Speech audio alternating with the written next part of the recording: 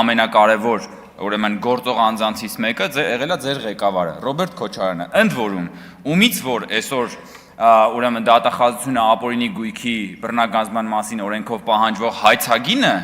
մոտավորապես այնքան է,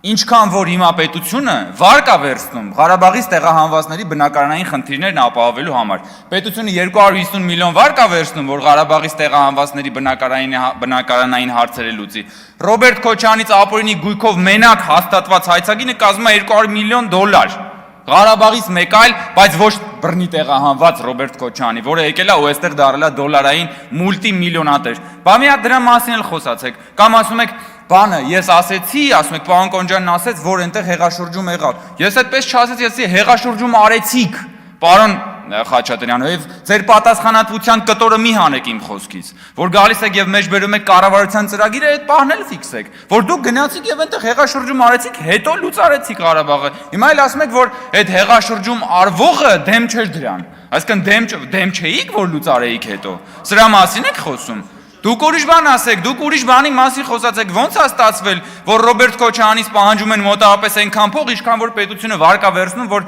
Ղարաբաղից տեղահանվածների բնակարանային խնդիրը լուծի։ 200 միլիոն այնտեղ, 250 միլիոն այնտեղ։ Դրա մասին խոսացեք, հարգելի գործընկերներ, թե չէ եկել եք բաներ եք, հեքիաթներ եք պատմում։